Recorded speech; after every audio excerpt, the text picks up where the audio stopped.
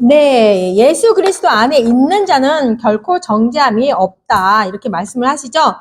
그래서 죄를 정죄하지도 않고 묻지도 않으신다. 이렇게 했습니다. 그래서 예수 안에 있는 자들은 뭐예요? 그래서 율법을 안 지켜도 되는 거예요?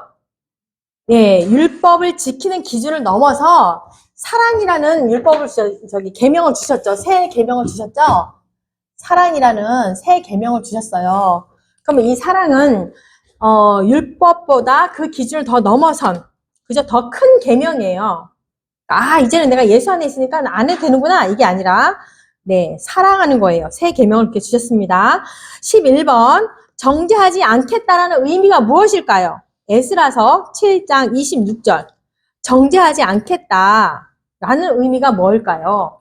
이런듯 하나님의 명령과 왕의 명령을 준행하지 아니하는 자는 속히 그 죄를 정하여 혹 죽이거나 귀양 보내거나 가산을 몰수하거나 옥에 가둘지니라 하였더라. 네, 여기서 뭐예요? 왕의 명령을 준행하지 아니하면, 그죠? 준행하지 아니하면 정죄한다는 말인데 그 죄를 정하고 또 죽이고 귀양 보내고 가산을 몰수하고 옥에 가둘 것이라 라고 말씀을 하시죠. 그러면 정죄하지 않겠다는 것은 이거 반대인 거죠. 그죠? 죽이지도 않고 귀양 보내지도 않고 몰수하지도 않고 옥에 가두지도 않겠다라는 그런 말씀인 거예요. 그 정죄라는 것은 죄를 지은 사람을 죽이는 거잖아요. 죽이는 것이 정죄인데, 네, 죄를 정하여서 죽이거나 그러면은 정죄하지 않겠다는 말은 죄가 있으나 죽이지 않겠다. 그죠? 죽이지 않겠다는 그런 말이죠. 그래서 예수 그리스도 안에 있는 자들에게는 결코 정죄하지 않겠다라고 하시는 거예요. 우리 죄는요, 이제 우리 다 알고 있어요. 죄는 두 가지가 있죠. 죄가 두 가지가 있어요. 다 아시는 거지만, 네. 자, 오늘 이제 건수가 교수님도 얘기했잖아요. 칼빈 교회. 네. 우리 장로교회는 우리 칼빈의 그 주의를 얘기를 해서 뭐예요?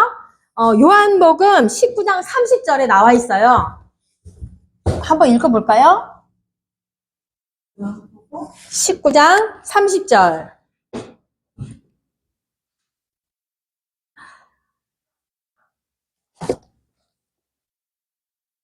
우리 김태원 교수님도 날마다 이야기하시는 요한복음 19장 30절. 이거는 외워주셔요.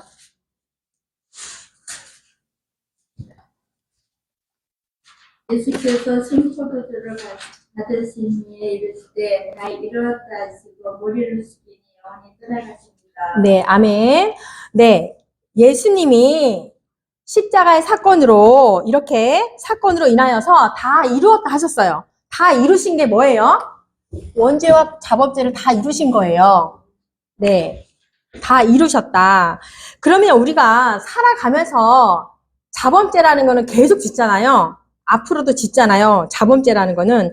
근데 나의 삶 속에 그 자범죄를 물론 이미 예수님께서 요한복음 19장에 말한 것처럼 다 이루어졌기 때문에 원죄나 자범죄로 인하여서 우리가 지옥에 가진 않아요. 근데 우리가 자범죄를 짓잖아요. 그렇게 할 때 그걸로 인하여서 우리가 구원하고는 관계가 없지만 자백을 해야 돼요? 하지 말아야 돼요?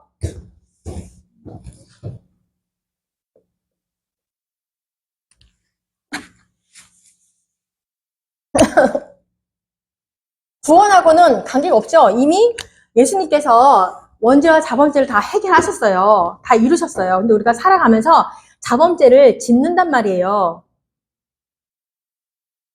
생각해보면 오늘은 뭐 별로 지은 게 없는 것 같으네요. 저는. 그래도 아무튼지 간에 지을 수 있잖아요. 그럼 우리가 살아가면서 자범죄를 하나님 앞에 자백을 해야 해요? 안 해도 관계없어요? 중요하진 않지만 자백해야죠. 그죠? 그러면 자백을 하면 하나님이 아이쿠 내 자식 이쁘구나 하면서 네 기뻐해 주십니다. 구원과는 관계가 없죠. 지옥 가는 거는 아니지만 하셔야 돼요. 네, 그래서 과거의 죄는 관가하심으로 용서를 하시고 못 본 채 하신다 그랬죠. 못 본 채 하시고 기억도 내가 하지 않겠다라고 하십니다. 근데 이렇게 미래의 죄는 정죄하지 않음으로 용서를 하시는 거예요. 정죄하지 않겠다. 근데 정죄하지 않겠다라는 게 뭐예요? 예수 그리스도 안에 있어야 되는 거죠. 그죠? 네. 그래서 율법은 누가 주신 거예요? 하나님이 주신 거예요. 하나님이 주셨기 때문에 죄가 이런 것들이 되게 많다.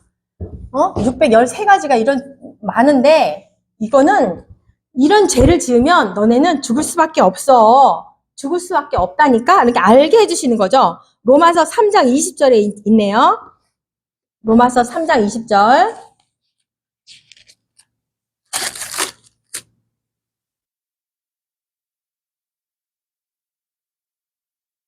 로마서 3장 20절. 그러므로 율법을 행하는 그의 앞에 하심을 얻을 죄가 없나니 율법으로 죄를 깨달음이니라. 네, 하나님이 주신 거예요. 율법도. 그러니까 소중한 거예요. 근데 그걸 통해서 너희들이 다 지켜라 이것이 아니라 이런 게 죄가 이런 게 죄인데 너희들 이렇게 알고 있어야 돼. 깨닫게 하시려고 준다는 거죠. 그래서 그러면 뭐 굳이 우리가 예수 안에 있으면 되지 왜 율법을 주셨을까? 믿지 않는 자들에게 예수 그리스도를 믿지 않는 자들에게 심판이 기준이 돼야 되기 때문에 율법이 계속 있는 거예요. 그들에게만 적용이 되는 거고 우리에게는 생명의 법이 적용이 되는 겁니다. 그래서 예수님께서 그러시죠. 계시록에 나와 있죠. 계시록 7장 17절에 나와 있거든요. 그래서 너희들은 이 땅 가운데 모든 환난과 핍박을 견디며 잘 믿음을 지킨 자들에게 천국에 가면 제일 먼저 하나님이 우리에게 해주시는 거에 뭐예요? 우리의 눈물을 닦아주신다라고 이렇게 말씀을 하셨어요. 계시록 7장 17절에 한번 읽어볼까요?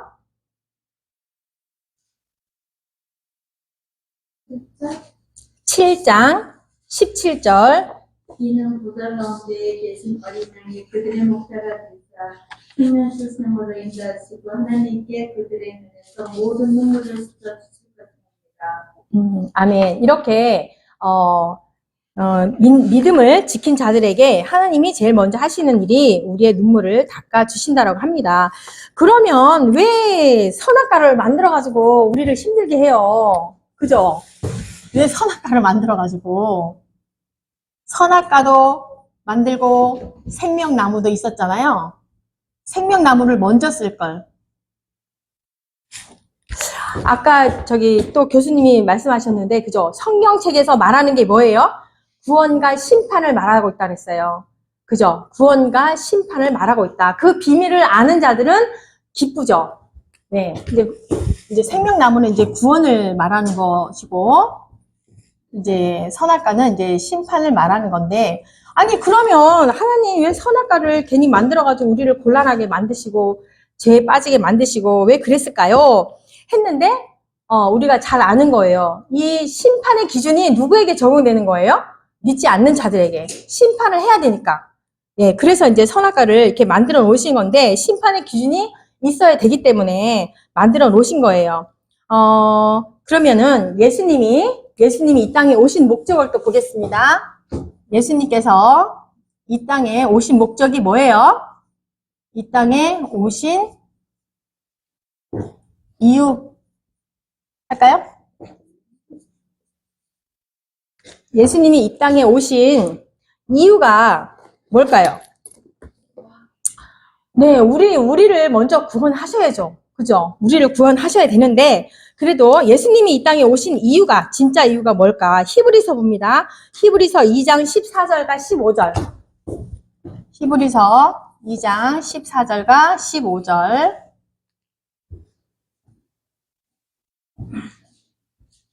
일단 내가 그 이름을 형제들에게 선포하고 내가 그를 그의 중에서 선수하리라 하셨으며 또다시 내가 그를 의지하리라 하시고 또다시 볼지어다. 나와 및 하나님께서 내게 주신 자녀라 하셨으니 자녀들은 혈과 육에 속하였으니 그도 또한 같은 모양으로 혈과 육을 함께 지내심을 죽음을 통하여 죽음의 세력을 잡은 자 곧 마귀를 맺었으며 또 죽기를 무서워함으로 한평생이여 등노릇 하는 모든 자들을 놓아주려 하심이니. 아멘. 네, 좀 많이 읽으셨죠? 네. 그죠? 14절에서 15절까지인데, 여기서 뭐라고 됐어요? 마귀를 멸하시려고. 그죠?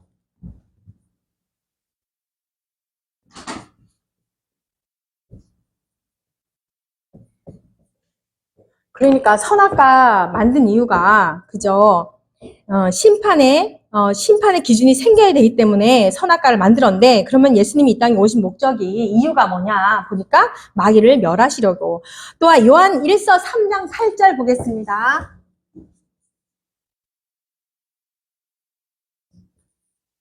죄를 짓는 자는 마귀에 속하니 마귀는 처음부터 범죄입니다. 하나님의 아들이 나타나신 것은 마귀의 일을 멸하려 하십니다. 네, 마귀의 일을 멸하려고.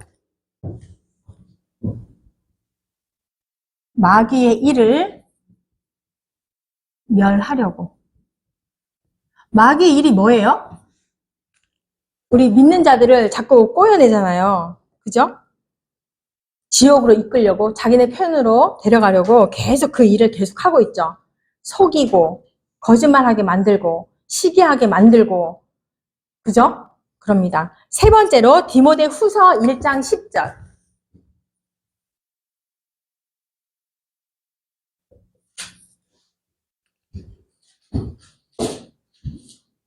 이제 우리 구주 그리스도 예수의 나타나심으로 말미암아 나타났으니 그는 사망을 패하시고 복음으로써 생명과 섞지 아니할 것을 드러내십니다. 네, 사망을 패하시려고.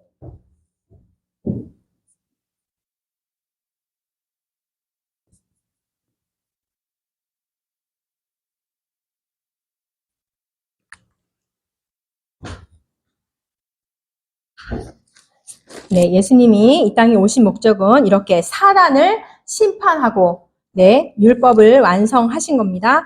그리고 마태복음 1장 21절 보겠습니다. 마태복음 1장 21절. 아들을 낳으리니 이름을 예수라 하라. 이는 그가 자기 백성을 그들의 죄에서 구원할 자이십니다. 아멘. 네, 자기 백성을 죄에서 구원하시기 위해서 예수님이 이 땅에 오셨다는 겁니다. 네. 아까 이제 잠깐 또 얘기했는데요. 칼빈주의하고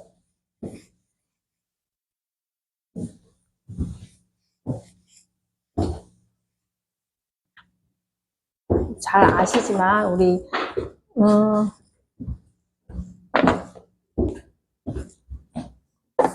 칼빈주의의 5대 교리를 비교해 볼게요.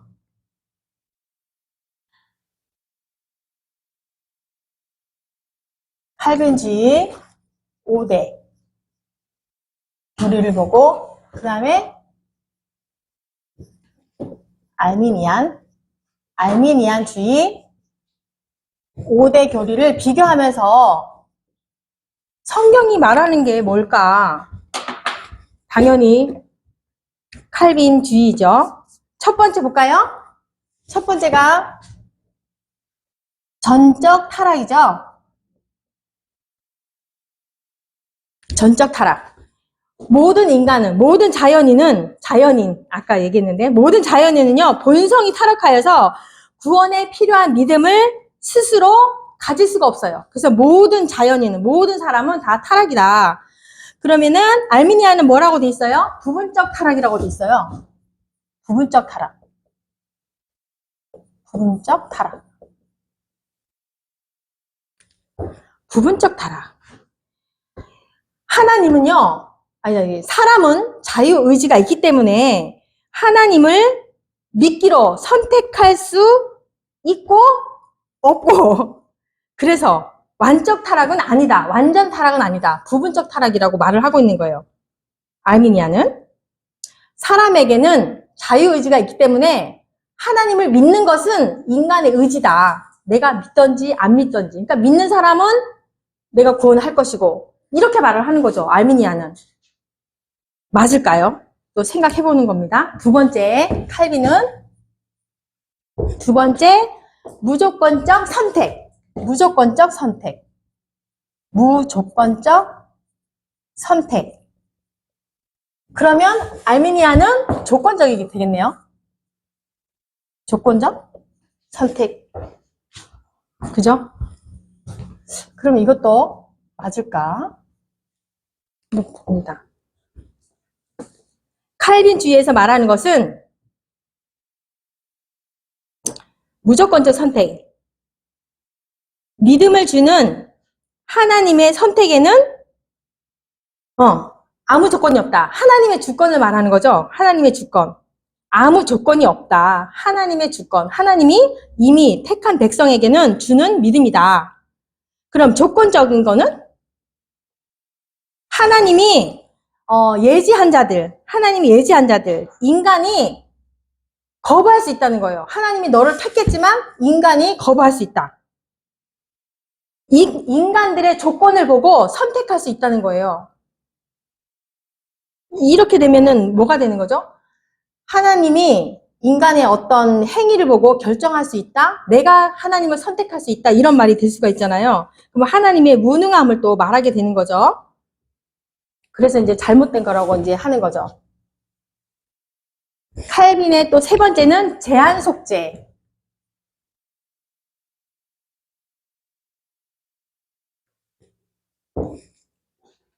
그러면은 보편적 계속.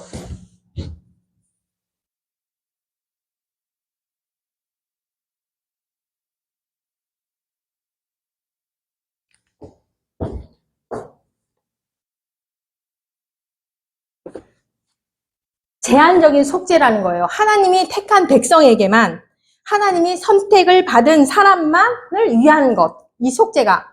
예수님이 십자가에서 죽으심이 모든 백성을 위한 것이 아니라 내가 그들의 백성을 구원하기 위함이라고 했잖아요. 하나님이 택한 백성을 위한 속죄였다는 거죠. 근데 저쪽에서는 보편적 계속은 모든 인간을 위해서. 네. 예수 그리스도의 십자가의 사건이 모든 인류를 위한 것이다 라고 말하는 거예요. 알미니아는. 근데 칼빈은 아니다. 하나님의 선택을 받은 사람들에게만 해당되는 거다. 그 다음에 네 번째, 불가항력적 은혜.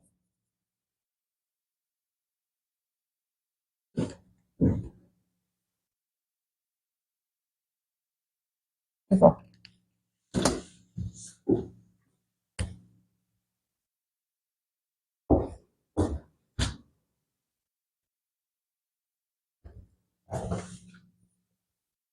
학력적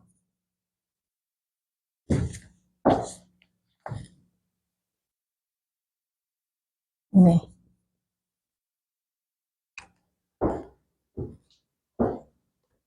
그러니까요. 믿음을 하나님께서 구원하기로 작정한 사람은 절대로 예수님께서 놓지도 않으시고 예수 그리스도를 믿지 않을 수 없다. 거부할 수 없다. 그 구원을 거부할 수도 없고 저항할 수도 없다. 그게 불가항력적 은혜예요. 그러면 저기 항력적은 뭐예요? 아까도 말했지만 다 여기서 보니까 인간이 선택할 수 있다라고 했잖아요. 이것도 마찬가지로 하나님의 그 은혜를 인간이 거부할 수 있다. 예. 인간이 그 성령님이 아무리 우리를 이렇게 해도 터치를 해도 내가 거부할 수 있다. 그 말인 거예요. 그러면 다 이쪽을 바라보면 그죠? 하나님의 그 전능하심을 약간 조금 무시하는 거죠. 인간이 어떻게 다 할 수 있다라는 그런 표현이 들어있어요. 다섯 번째, 성도의 견인. 성도의 견인. 여기는 구원으로부터의 탈락.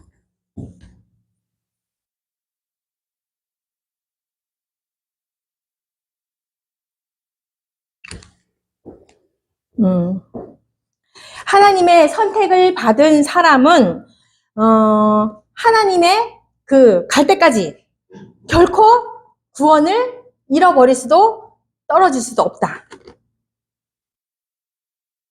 선택받은 사람은 끝까지 하나님이 인도하신다. 그 말인 거죠. 이 성도의 견인은. 그러면 여기는 구원으로부터 탈락은 뭐예요? 한 번 구원받은 사람일지라도 나중에 인간이 내가 싫으면 저항할 수 있고 거부할 수 있기 때문에 구원을 이룰 수도 있다. 이 말이에요.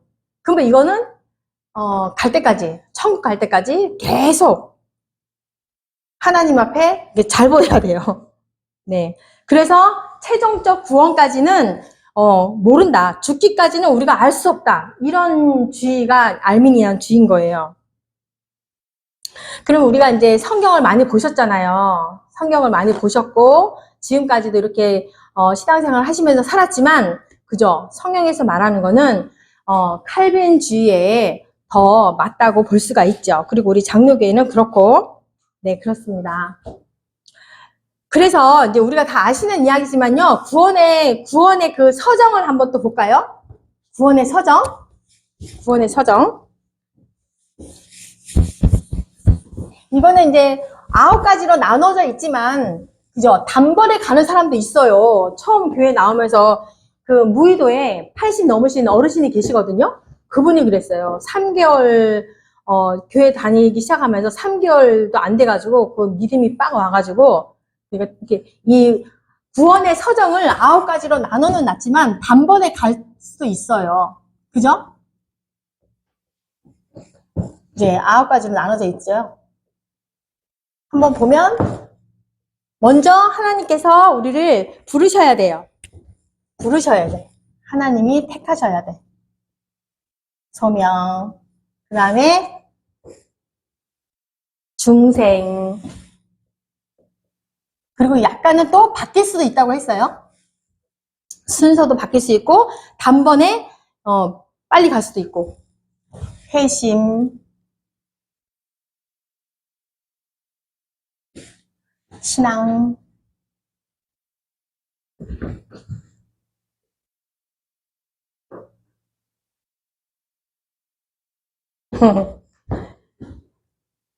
칭의,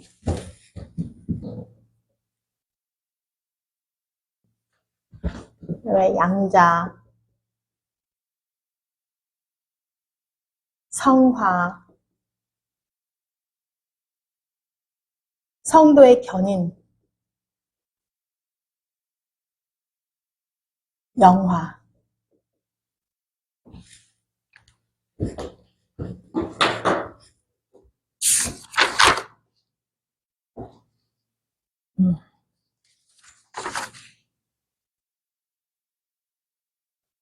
다 이제 성령님이 도와주셔야 되는 거지만, 하나님이 다 부르셔야 되고, 다 성령님이 도와주시는 거지만, 중생과 회심과 신앙은 인간의 몫이 좀 있어요. 그죠? 나머지는 다 하나님의 주권입니다. 다 하나님의 인도하심으로 우리가 할 수 있는 겁니다. 네, 12번 볼게요. 12번.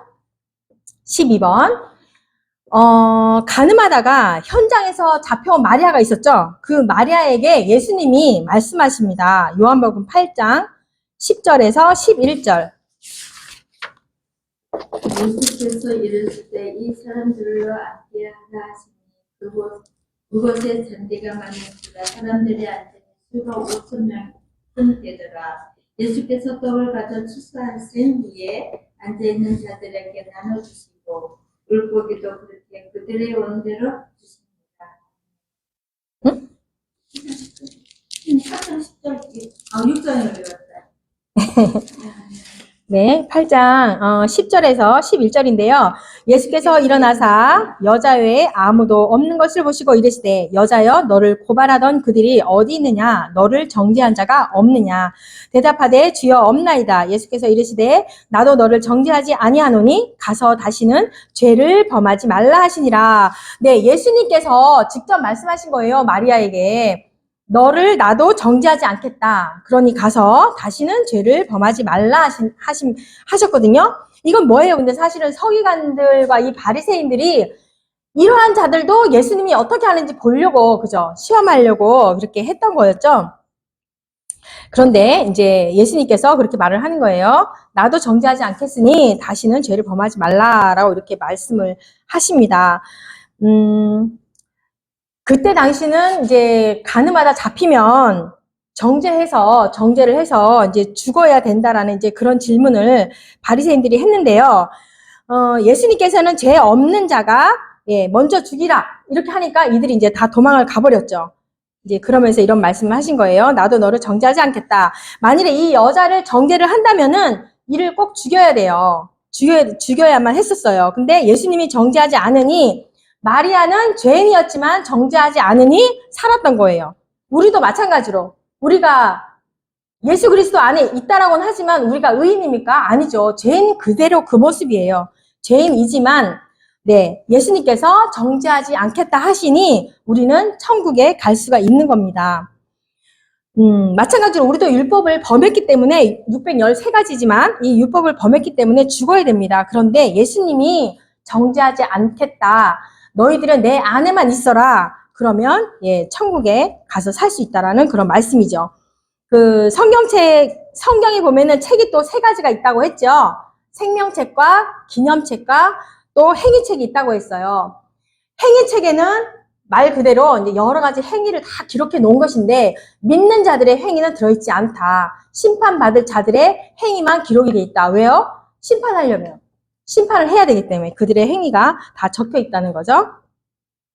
나머지 이제 생명책은 구원받은 자들의 명단이 적혀 있고 그리고 이제 우리가 그동안 이랬던 거 하나님을 경외하고 이런저런 했던 일들 그쵸?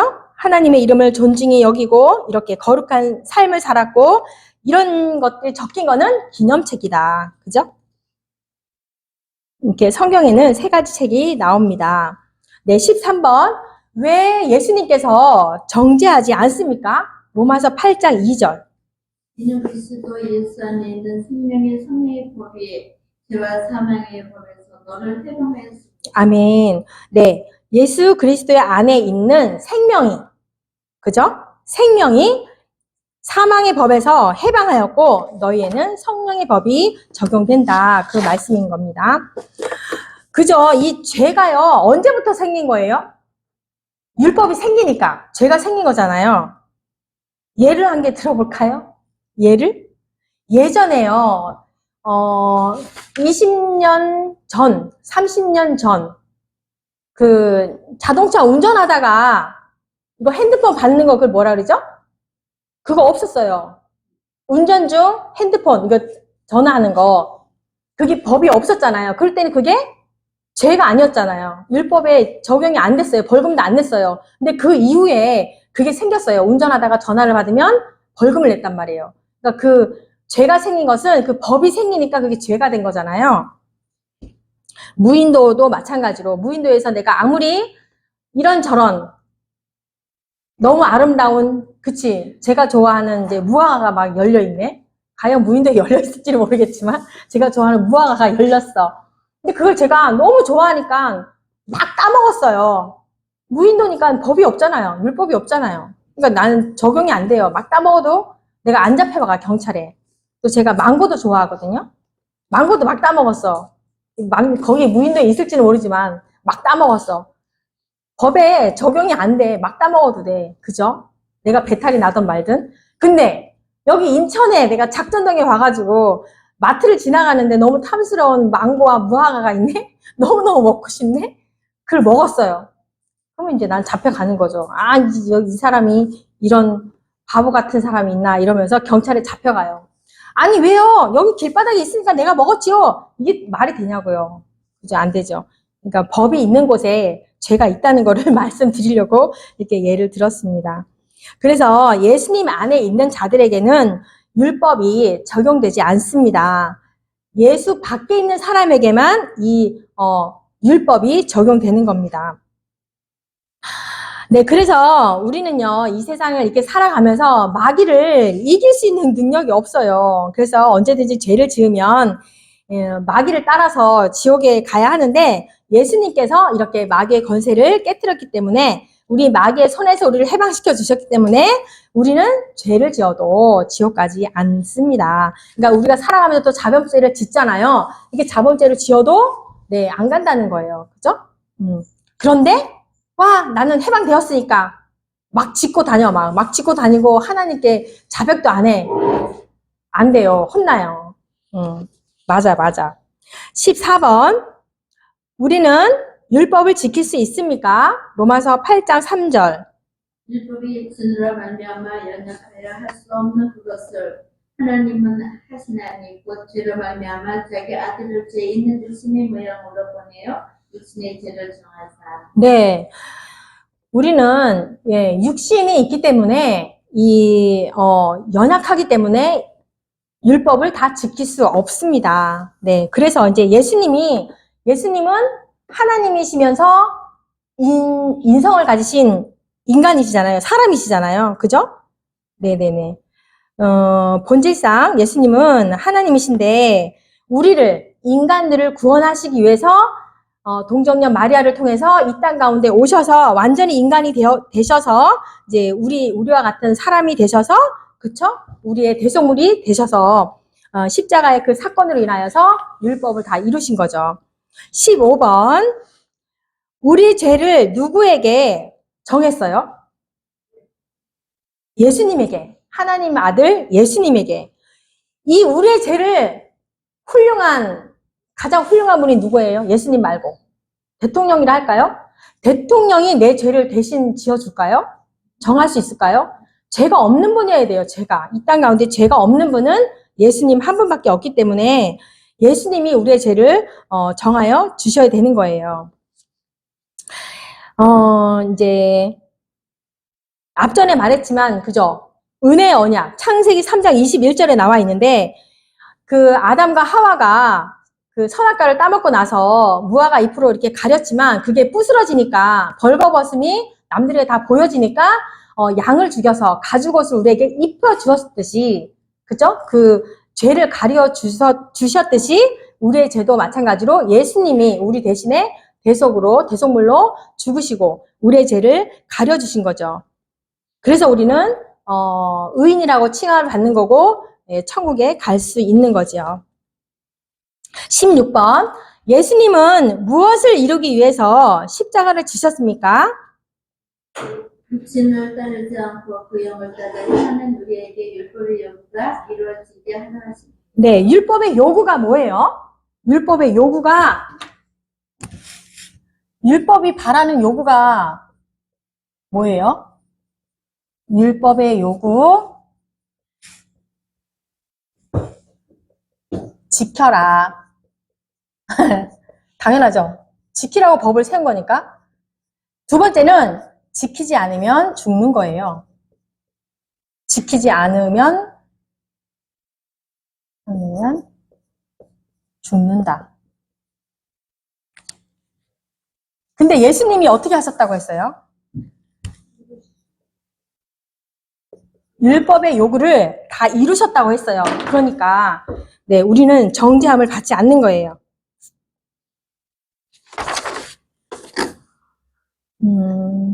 17번. 네, 열심히 일을 해가지고 노력의 대가를 받는 거예요. 그것은 은혜일까요? 삭실까요? 로마서 4장 4절. 일을 열심히 해가지고 노력의 대가를 받는 것. 돈을 받았어, 열심히 일해서. 이러는 자에게는 그 사실 은혜로 여겨지지 아니하고 복수로 여겨지는 것. 그러니까 열심히 일한 자가 돈을 받거나 무엇인가 대가를 받는 것은 삭시죠, 삭. 근데 일하지도 않았는데 막 뭘 줬어. 일 안 했는데 나의 노력이 없이 무언가 주어졌어.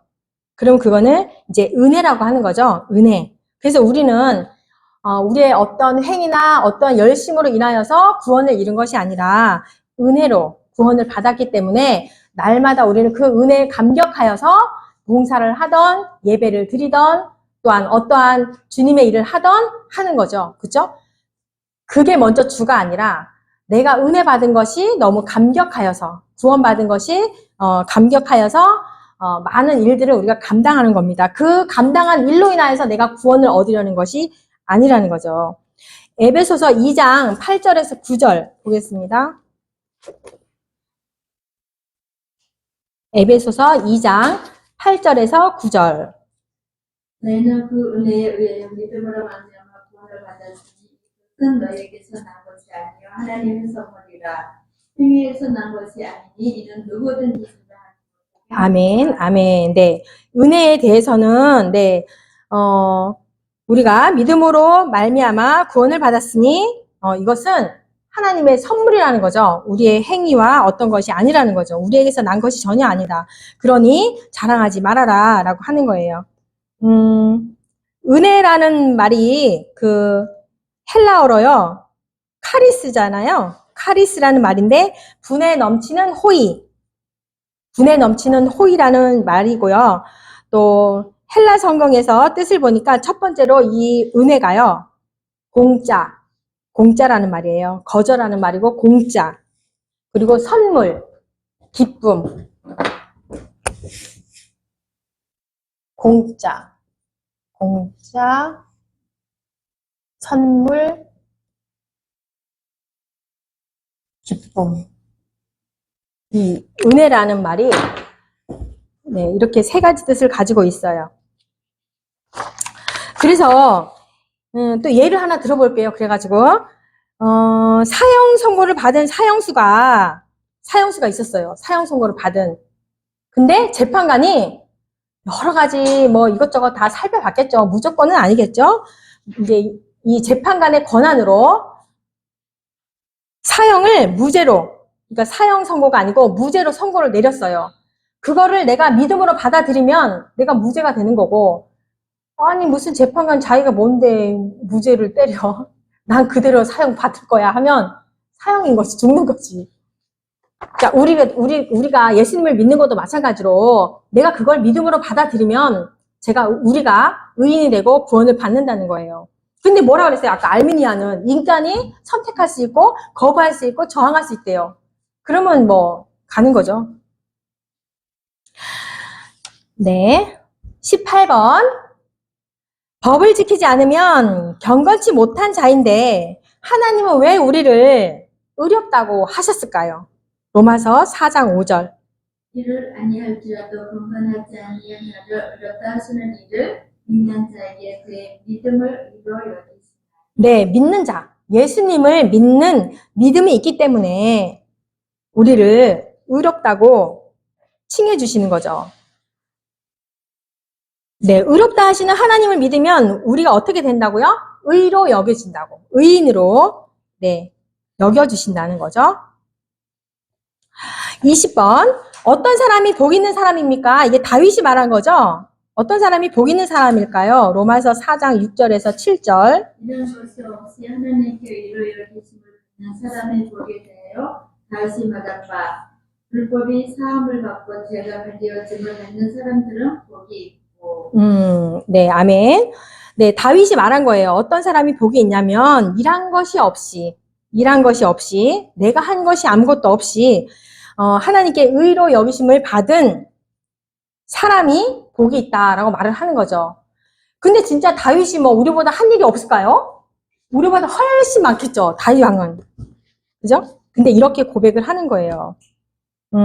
그래서 그래도 다윗의 선행을 한번 볼까요? 다윗이 그래 착한 일을 대표적으로 우리 이제 성경에 있으니까 다윗의 선행을 보겠습니다.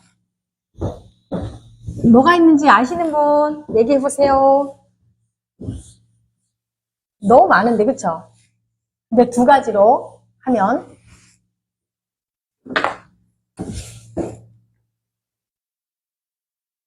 다윗의 선행.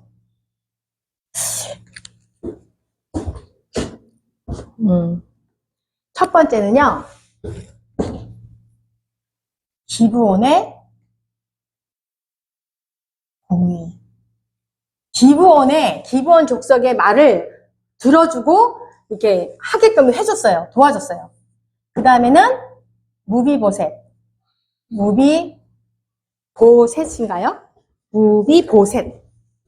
무비보셋을 살려줬어요.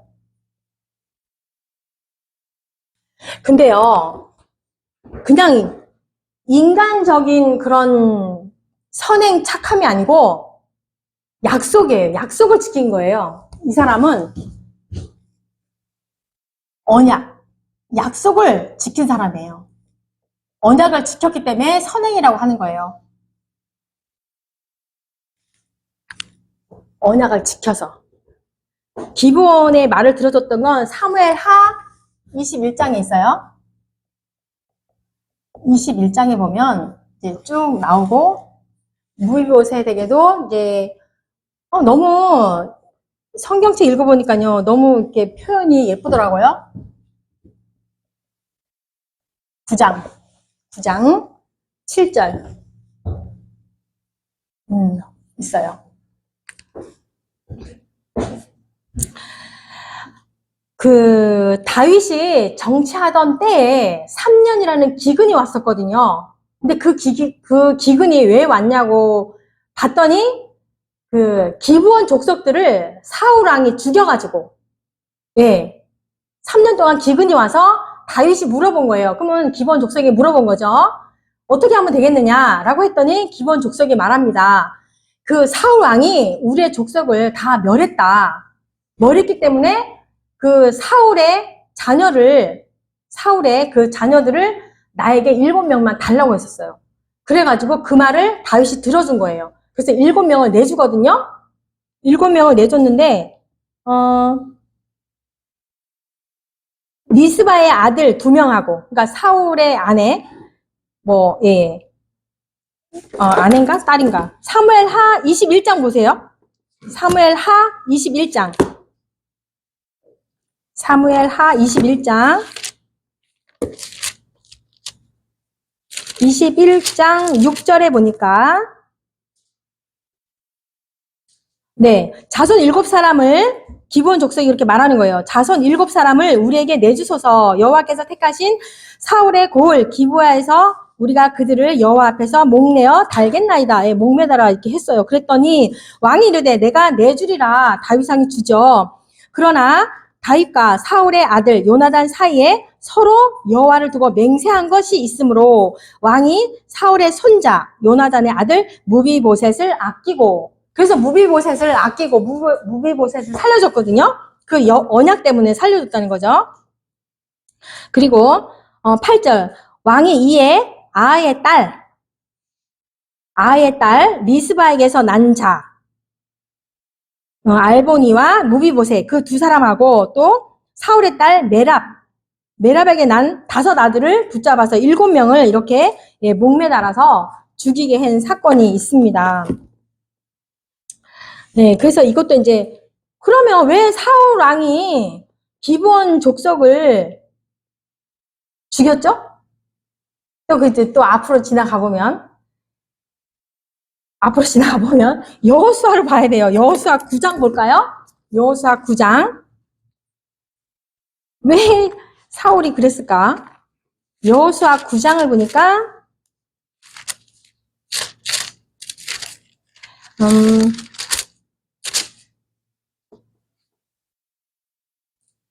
15절에 보세요. 15절에 여호수아가 곧 그들과, 그러니까는 이제 기브온 족속하고 화친을 맺었단 말이에요. 그래서 맹세를 했죠. 조약을 맺고 맹세를 하고, 그러니까 기브온 족속들을 레위 족속에다가 합쳤어요. 그러니까 레위 족속이 하는 일들을 기브온 족속 사람들이 했다는 거죠.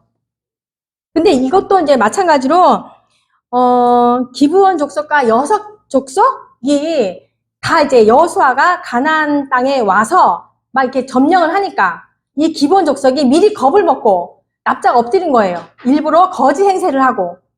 네, 그 내용이 다 있어요. 여호수아에 그 거짓 행세를 해갖고 우리하고 우리 조상들이나 우리 주민들이, 우리 백성들이 여호수아 당신네 나라하고 화친을 맺으라고 하네요. 우리를 받아주십시오.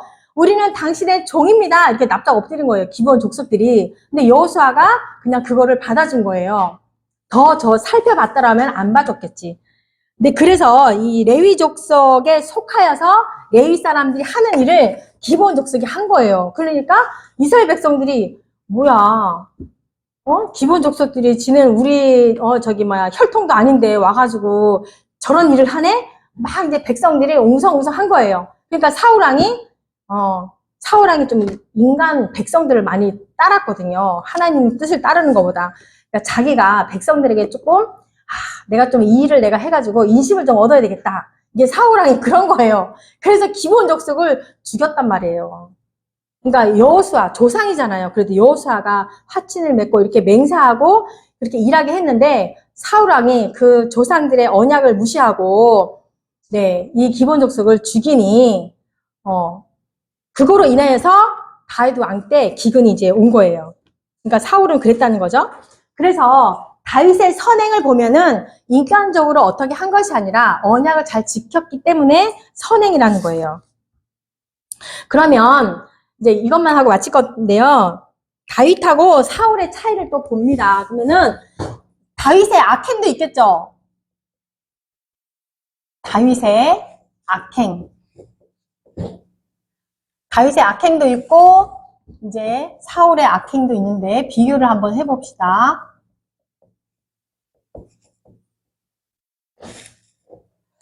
다윗의 악행이 뭘까요? 그죠?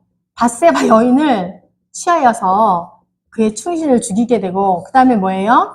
인구조사를 했어요.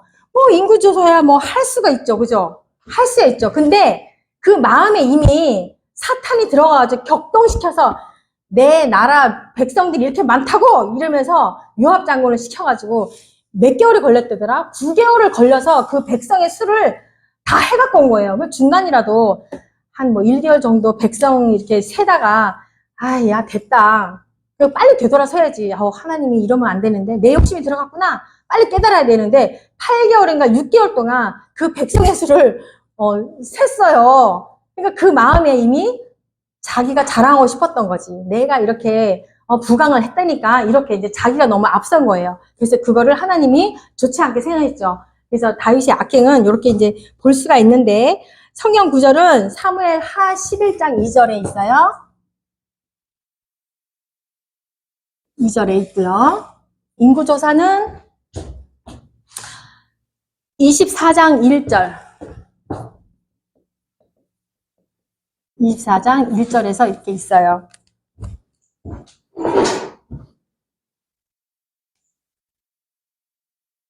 그래가지고 어쨌거나 이 악행으로 인하여서 분명히 하나님은 벌을 줬어요. 그쵸? 벌을 줬어요. 그 벌이 뭐예요? 그 이후에 보면 있어요. 사무엘 하 밧세바 여인을 취한 이후에 사무엘 하 12장에 나와 있어요. 12장 10절 이후에. 이제 안 쓸게요. 그건 뭐예요? 아들, 그죠? 아들, 다윗의 아들 압살롬이 다윗의 그 후궁들을, 그죠? 진짜로 이렇게 그러한 동침을 하고 안 좋은 일을 했습니다. 그리고 이제 인구조사로 인하여서 또 하나님이 또 벌을 주셨죠? 그거는 이제 역대상 21장에 있어요. 역대상 21장에 있는데, 세 가지 중에 골라라. 선택을 해라라고 했는데, 전염병을 골라가지고, 전염병을 주어서 7만 명이 죽게 돼요. 근데 7만 명 이상으로 계속 이제 죽어나가고 있는데, 하나님이 딱 스톱을 하시죠. 됐다, 거기까지만 해라. 이렇게 이제 봐주셨어요. 네. 또 이제 간단하게 이렇게 말씀을 했지만 여기 이제 9절에 들어가시면은 내용이 참 많습니다. 그 다음에 사울의 악행, 사울이 나쁜 악행을 보니까 아까도 말했지만 아말렉 예, 진멸하라고 했는데 진멸치 않았어요. 좋은 것을 택하고 네, 그렇게 했죠. 안 돼요. 사무엘 상 15장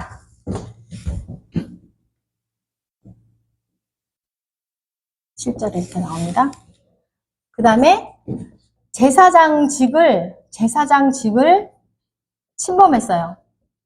사실은 제사장이 제 시간에 약속대로 안 왔나요?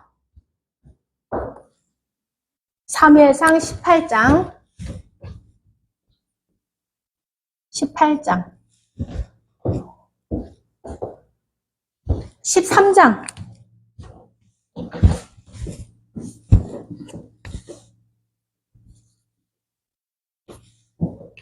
제사장직을 침범을 했는데요.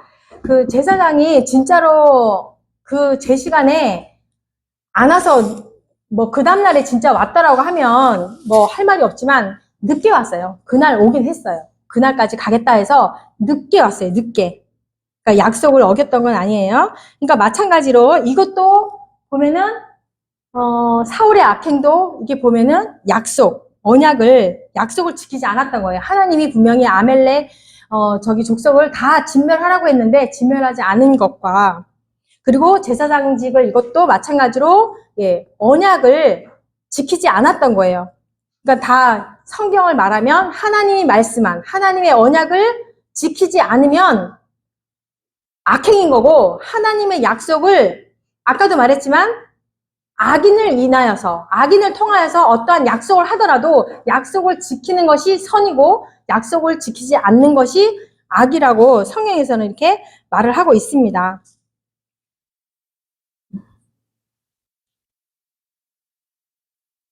그래서 우리도 이제 믿는 자로서 어떠한 이제 약속을 하시잖아요. 그런 약속을 할 때 진짜 조심해야겠구나 그런 생각을 합니다.